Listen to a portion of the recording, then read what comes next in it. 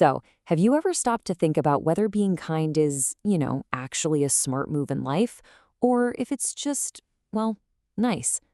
Today, we're going to dive into some pretty surprising science that actually tries to answer that exact question. I mean, for as long as we can remember, we've heard these two totally opposite ideas, right? On one hand, be kind to everyone. But on the other, you've got that old saying, nice guys finish last. So what's the deal? Is being agreeable a liability, something that's just going to hold you back? Or could it actually be a hidden strength, maybe even a superpower? So yeah, on one side, you have that classic cliche. But now a whole bunch of scientific research is starting to tell a completely different story. And what it's saying is that kindness isn't just some fluffy virtue, it's a real powerful tool for building up your own personal resilience and, as we're about to see, for helping groups succeed.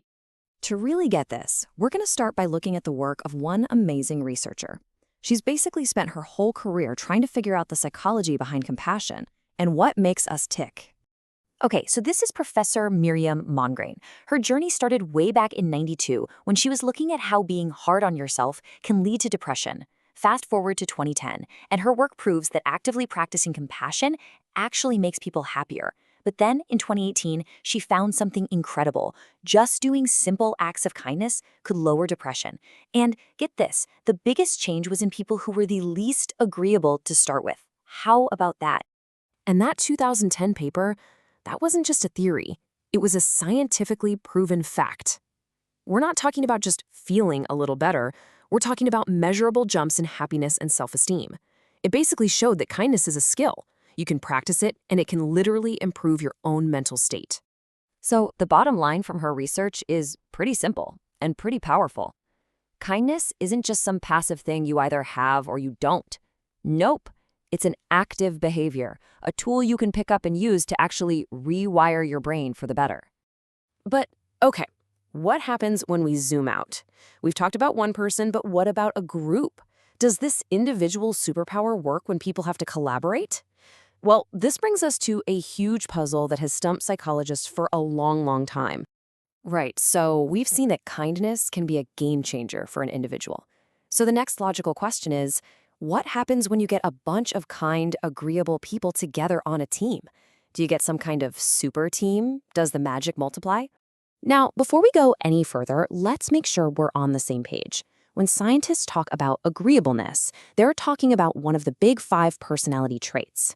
It's basically a scientific way of measuring how cooperative, humble, and harmonious you are. You can really just think of it as the science-y term for being a good team player. Okay, and here is where the mystery comes in. For decades, whenever researchers looked at teams, the link between agreeableness and how well they did was, well, it was all over the map. Sometimes nice teams did better, sometimes worse, and a lot of the time, it made no difference at all. It was this giant question mark in the field.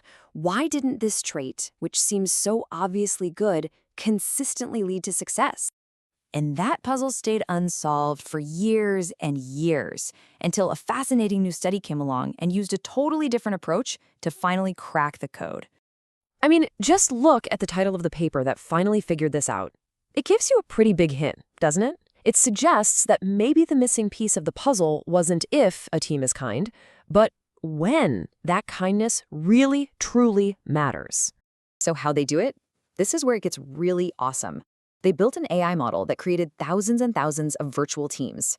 Then, they used something called a genetic algorithm, which is kind of like hitting fast forward on thousands of years of evolution to see which personality combinations worked best. The AI came up with a bold prediction, and then they checked that prediction against a huge amount of real-world data from almost 600 actual teams. So by running these simulations over and over, they could spot these tiny patterns that you'd never see in a normal, smaller study. They were essentially watching team dynamics play out on hyperspeed to find the secret ingredient for success.